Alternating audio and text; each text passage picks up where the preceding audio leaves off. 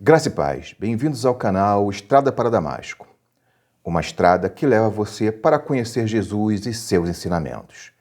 Eu me chamo Darley e venho aqui neste canal tentar ensinar e aprender, que eu sou professor, e o professor aprende ensinando, né? Então, não esqueça de deixar aquele like, não esqueça de comentar, fazer um comentário aqui no vídeo para incentivar a que eu faça mais vídeos. Hoje vamos estar conversando, apresentando o capítulo 3 de João, onde Jesus conversa com Nicodemos, uma conversa muito importante. Vamos nos colocar no lugar de Nicodemos. É muito importante isso. Depois da vinheta, vamos ao vídeo.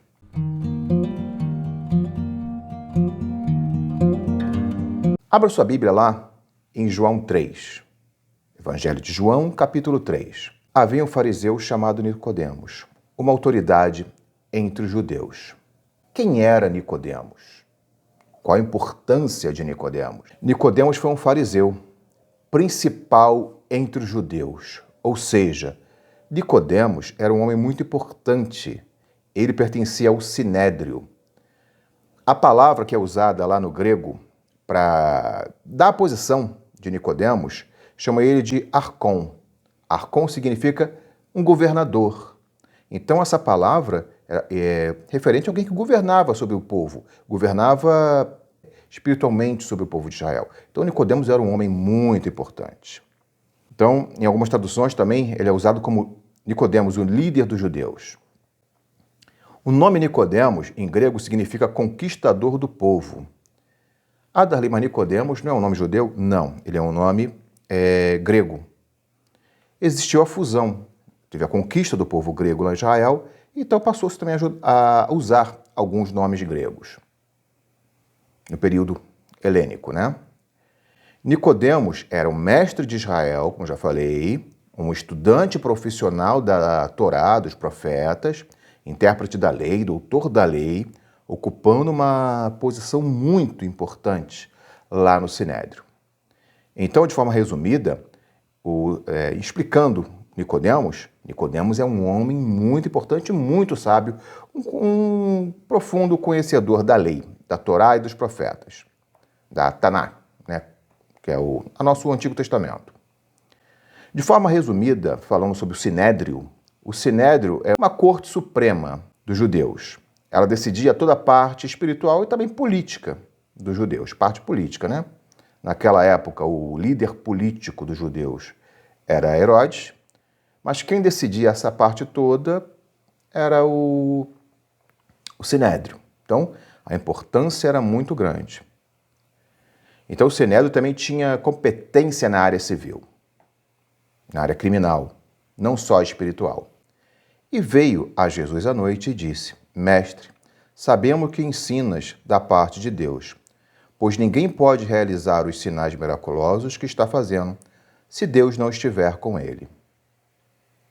Em resposta, Jesus declarou: Digo-lhe a verdade, ninguém pode ver o reino de Deus se não nascer de novo. E perguntou Nicodemos: Como alguém pode nascer sendo velho? É claro que não pode entrar pela segunda vez no ventre de sua mãe e renascer. Voltando ao versículo 2, ele reconhece a autoridade de Jesus. Ele reconhece o poder de Jesus. Ele reconhece a messianidade de Jesus.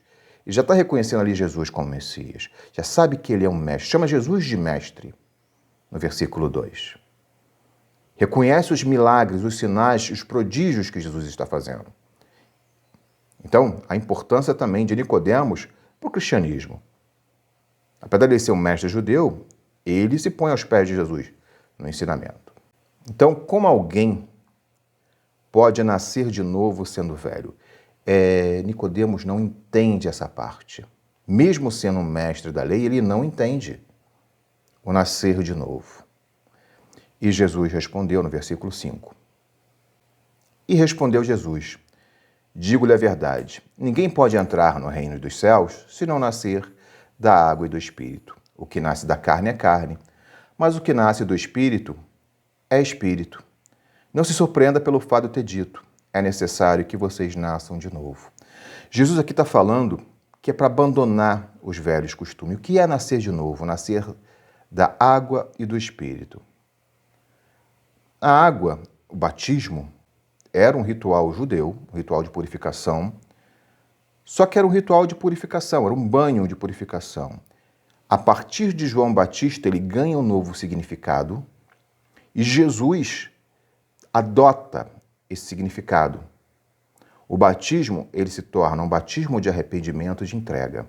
E dentro do cristianismo, o batismo se torna uma iniciação, é uma religião iniciática, você é iniciado no cristianismo através do batismo, aonde você aceita publicamente ser um discípulo de Jesus. O batismo significa isso.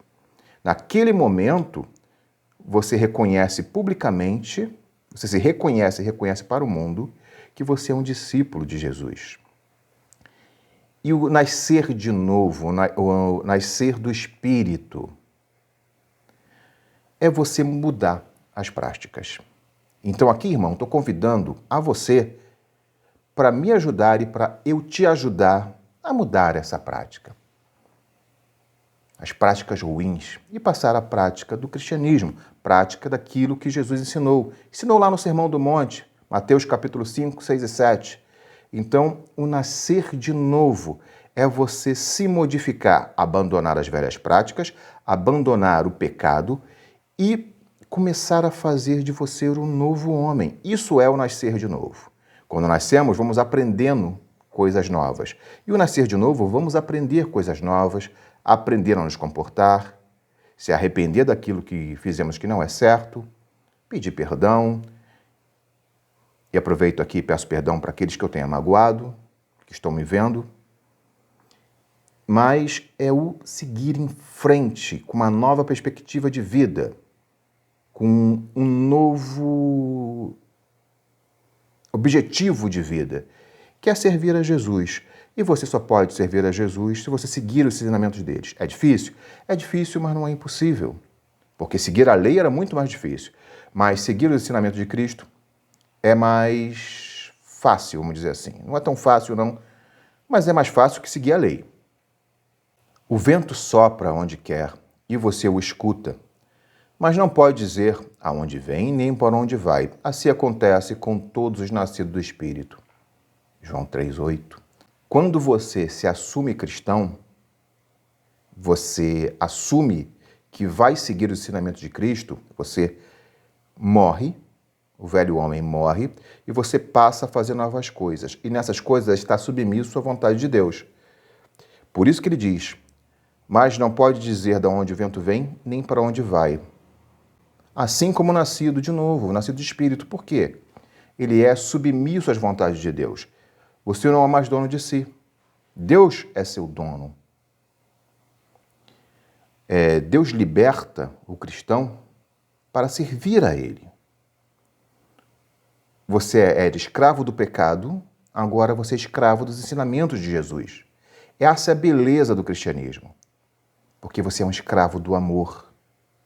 Quando o Espírito Santo entra em você, você passa a ser um escravo do amor. Pessoal, quando eu falei entra em você, é porque ele vai entrar, ele vai penetrar suas entranhas, ele vai te rasgar. Mas não é um processo rápido, para algumas pessoas vão ser rápido, não é um processo mágico, é um trabalho. Por isso eu convido a você, irmão, a estar aqui comigo.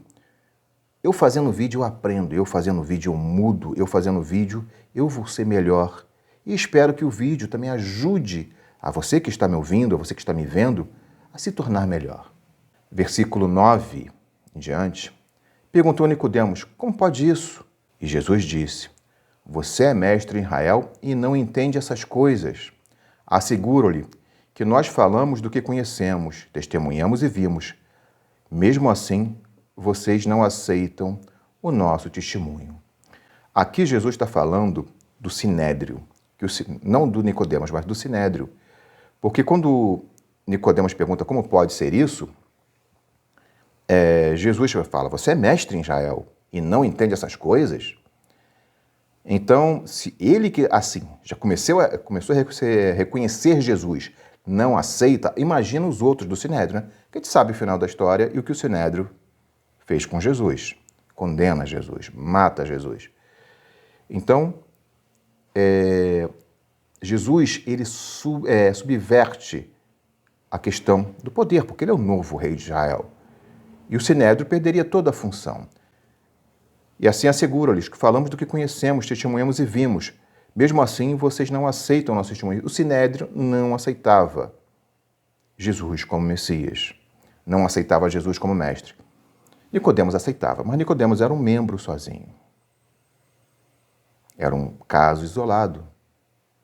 Mas, mesmo aceitando Jesus como mestre, ele não entendia o que Jesus falava, que é falar de submissão, é falar de entrega, é falar de mudança, é falar de não aceitar o mundo como ele é, mas sim tornar esse mundo um mundo melhor.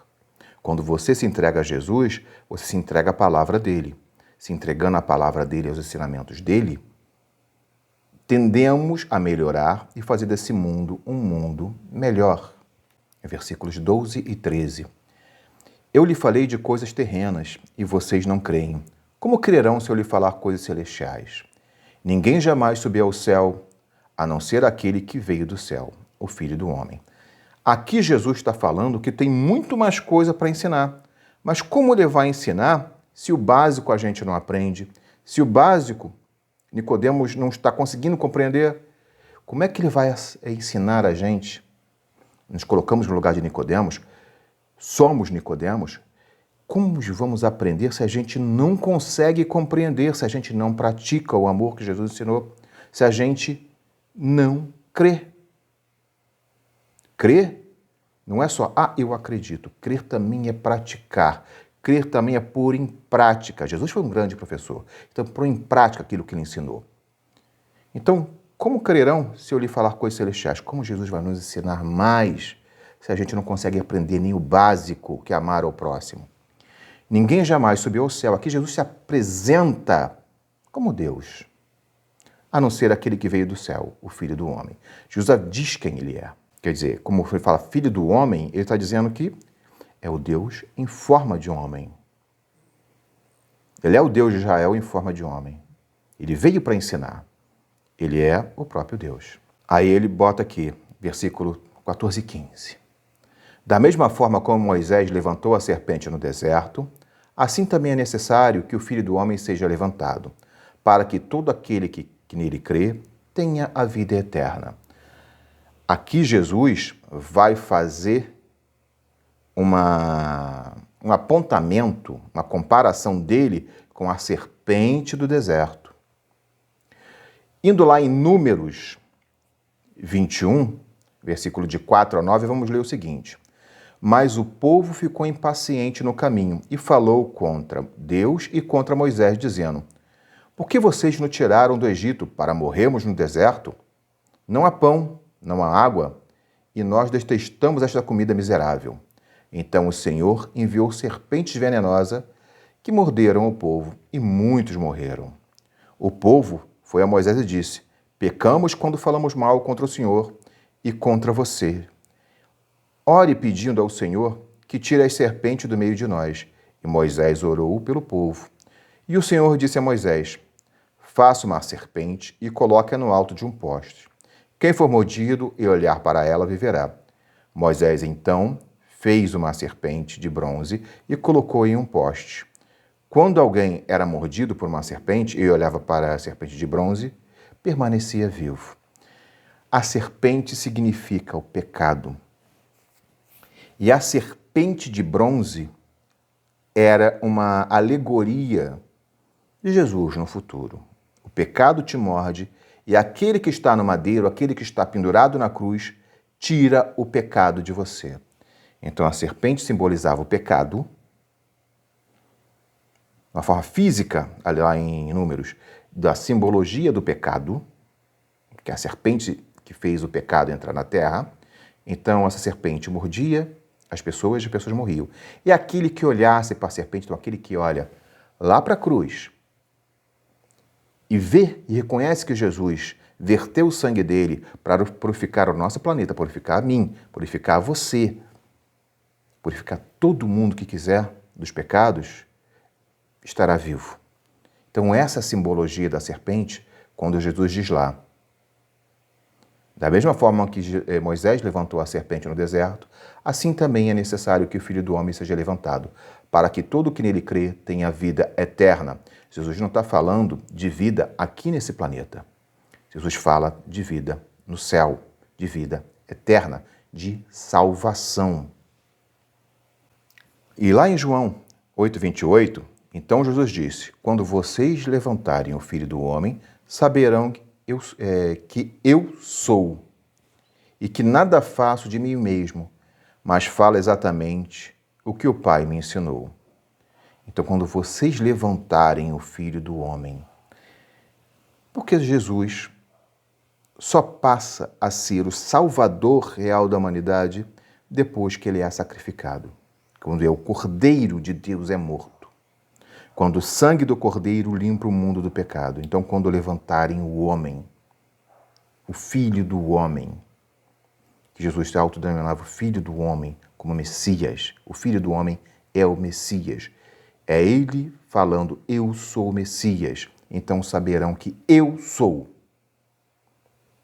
E esse eu sou está em letra maiúscula, porque ele está falando, saberão que eu sou Deus. E que aqui eu não faço nada de mim mesmo, mas faço exatamente o que o meu Pai me ensinou. É meio confuso, né? Jesus ser Deus e ele falar com Deus. Mas assim que ele se portava, porque Jesus veio para nos ensinar. Ele deixou de ser Deus, veio como homem, amou, sofreu, teve fome, chorou, sorriu, comeu, bebeu, como todo homem qualquer, para nos ensinar como devíamos agir, como deve se comportar o homem. João 3, 16, 18. Porque Deus tanto amou o mundo que deu seu Filho unigênito, para que todo que nele crê não pereça, mas tenha vida eterna. Pois Deus enviou o seu Filho ao mundo, não para condenar o mundo, mas para que este fosse salvo por meio dele. Quem nele crê não é condenado, mas quem não crê já está condenado, porque não crer no Filho unigênito de Deus. Então, o que é crer no Filho unigênito de Deus, o Filho único?